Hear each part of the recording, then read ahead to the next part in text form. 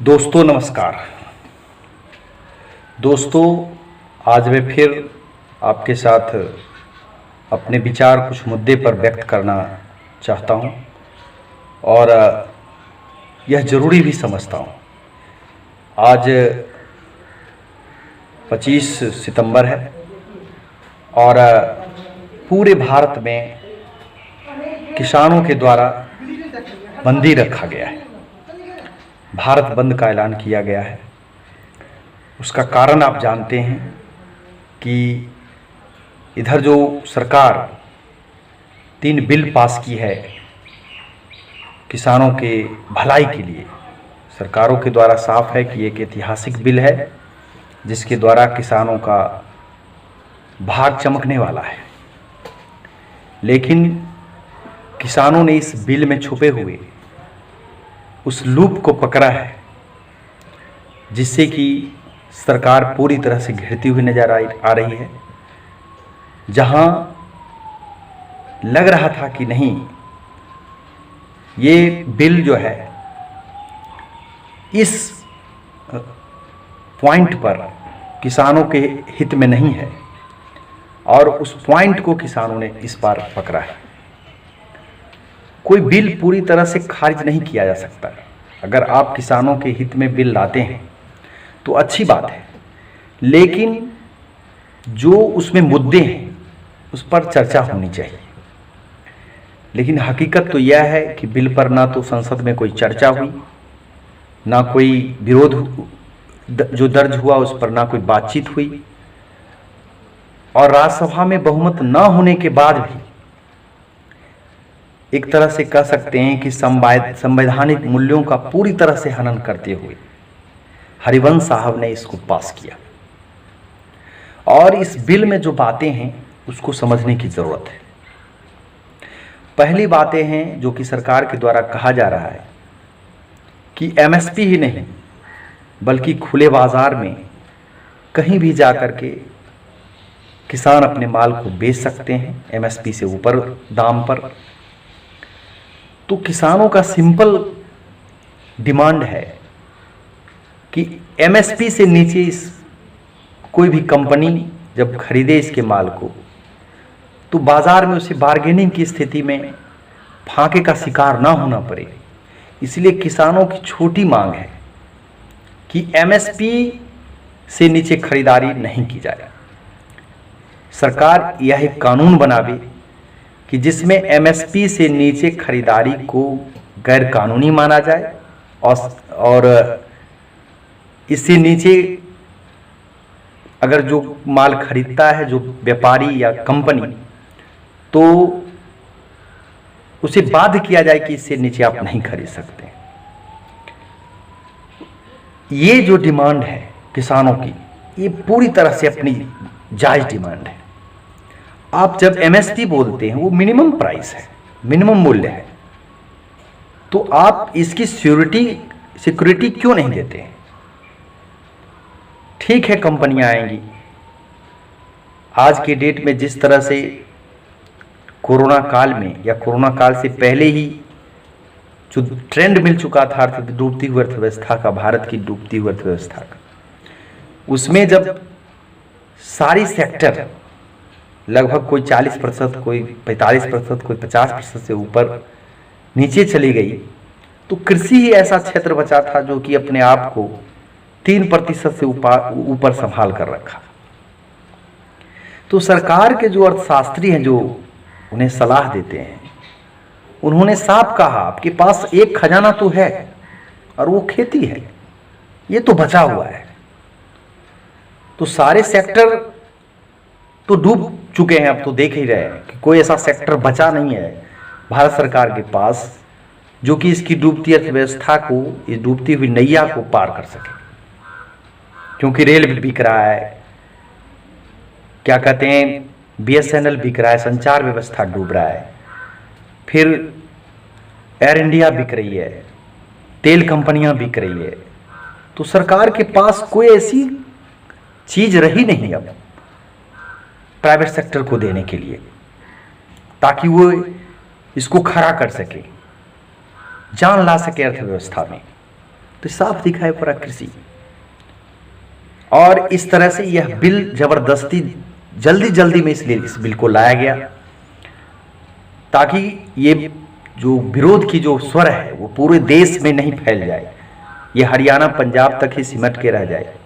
इसलिए इसको तेजी से वर्क किया जा रहा है और वर्क किया गया। इस पर लोगों को समझाया गया कि आपके हित में है, लेकिन किसानों, बुद्धिजीवियों के माध्यम से किसानों ने जो एक महत्वपूर्ण पॉइंट पकड़ा है वो बहुत मायने रखता है।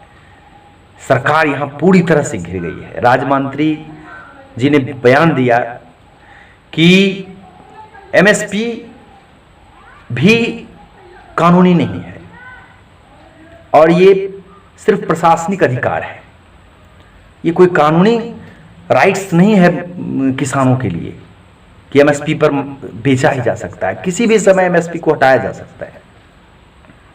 तो ये विशेष बात निकल के आई। सरकार जब यहां घिर रही थी तो सरकार ने जवाब दिया कि पहले की सरकार ने क्यों इसको कानूनी जामा नहीं पहनाया, तो फिर आप क्या कर रहे हैं। इस तरह से सरकार बचना चाह रही है कि पहले की सरकार नहीं की। ठीक है, पहले की सरकार किसानों के साथ अच्छा नहीं किया, तब तो आपको लाया गया, अब तो आप तो अच्छा करें। लेकिन ये साफ लुक दिखाई पड़ रहा है कि सरकारें सिर्फ कंपनियों के लिए काम कर रही है। उनको लग रहा है कि कंपनी, अगर हम एमएसपी को कानूनी जामा पहनाते हैं तो कंपनियां आएंगी नहीं, क्योंकि कंपनियां तभी इस सेक्टर में आएंगी जब उसे पूरी स्वतंत्रता मिलेगी। अपने मनमौजी दाम पर वे खरीदना चाहेंगे चीजों को, अपने मनमौजी फसल किसानों से मजबूर करके किसानों से उपजवाएंगे। इसकी छूट उन्हें मिलनी चाहिए। अब देखिए होगा क्या इस सेक्टर में, क्यों किसान विरोध कर रहे हैं। पहली बात तो यह है कि एमएसपी की गारंटी नहीं है, इसलिए किसानों को साफ लग रहा है और यह हकीकत भी है कि उनका माल जो है औने पौने दाम में मार्केट में बिकेगा। बार्गेनिंग करने की स्थिति में किसान नहीं रहेंगे और जब कंपनियों के साथ इनके मतभेद होंगे तो इसके मामले को सुलझाने की भी व्यवस्था जो की गई है कि उच्च अधिकारियों के द्वारा किया जाएगा, जिलाधिकारी के द्वारा किया जाएगा।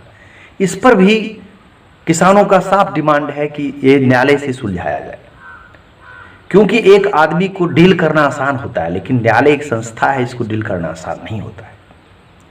तो ये जो दो मांग है किसान को, यही इन्हें बचा सकती है डूबने से। और सरकार ये चाहती है कि पूरी तरह से कंपनी के साथ खड़ी है ताकि कंपनियां इसमें आवे, पैसे लगाए और औने पौने दाम में किसानों का माल खरीदा जाए। किसान कल के डेट में ये नहीं कहे कि एमएसपी नहीं मिले, एमएसपी का झंझट ही खत्म हो जाए।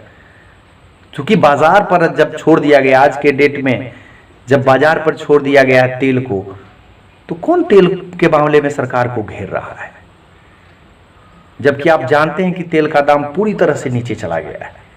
सरकार क्या करती है, जब तेल की दाम नीचे जाती है तो अपना जो है टैक्स बढ़ा देती है, तेल वहीं की वहीं पर आ जाता है और वो जो अपना टैक्स है वो बना ही रहता है। फिर तेल कंपनियों जब दाम बढ़ाती है तो उसका अपने दाम फिर बढ़ जाता है। कहाँ कंट्रोल हो रहा है।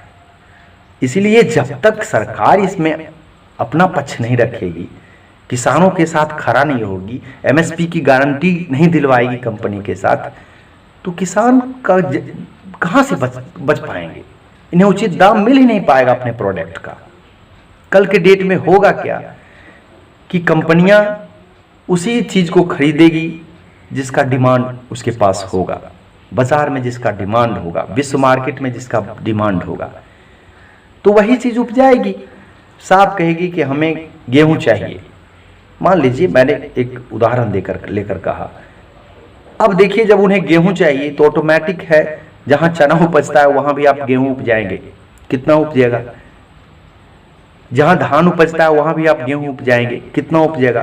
तो कहने का मतलब हुआ कि हर एक किसान को वही फसल उगाना जिसकी डिमांड है, मजबूरी हो जाएगी। मिट्टियां वैसी रहती नहीं है, अलग अलग मिट्टी की अलग अलग क्वालिटी है, उसके अनुसार उसका उपज है। तो एक ही जिसका डिमांड होगा वही, अगर आप चाहेंगे डिमांड के अनुसार खेत से प्रोडक्ट लेना चाहेंगे तो खेत के लिए तो ये संभव नहीं होगा। कल के डेट में खेत बंजर हो जाएगी, एक ही फसल बार बार आप जाते रहेंगे, जिसका डिमांड होगा, जिसका अच्छा दाम मिलेगा कंपनी के माध्यम से, तो खेत बंजर हो जाएगी। इससे आपके खेत से कंपनी को तो कोई मतलब है नहीं। तो आप ही एक समय ऐसा आएगा, आप ही कहेंगे कि खेती करना अच्छी बात नहीं है, मतलब मुनाफे की चीज नहीं है। कंपनी कहेगी तो खेत ही दे दीजिए, कल के डेट में आप सरेंडर हो जाइएगा, खेत ही दे दीजिएगा, 20 वर्ष के लिए 25 वर्ष के लिए लीज पर दे दीजिएगा, आप मजदूर हो जाएंगे। सरकार चाहती है कि सारे किसान मजदूर हो जाए, क्योंकि मजदूर जो होते हैं वे आंदोलन की स्थिति में आज के डेट में नहीं है, क्योंकि वे फांका कसी के शिकार हैं। अगर काम नहीं करेंगे तो उनके घर में चूल्हा नहीं जलेगा।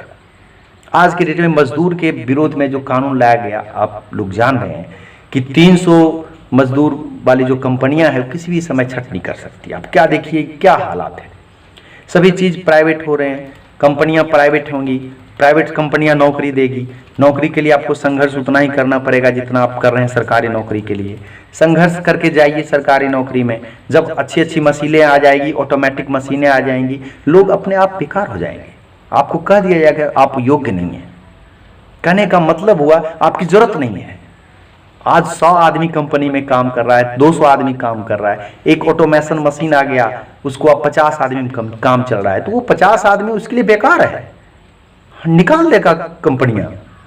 सरकार कुछ नहीं बोलेगी, क्योंकि सरकार ये कानून ला चुकी है कि 300 तक में अब हम कुछ नहीं बोलेंगे, कंपनियां अपने हित में निर्णय ले सकती है, उसको छट नहीं कर सकती है। तो कहां मजदूर आंदोलन में है? वे लोग तो ड्यूटी पर जा रहे हैं क्योंकि मजदूर हैं। अगर वे काम नहीं करेंगे तो उनका चूल्हा नहीं जलेगा।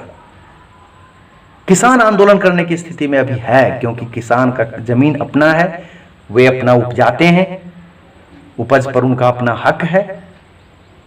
उसको अभी तक वो एमएसपी का डिमांड करते आए हैं सरकार से, और एमएसपी पर बेचते हैं।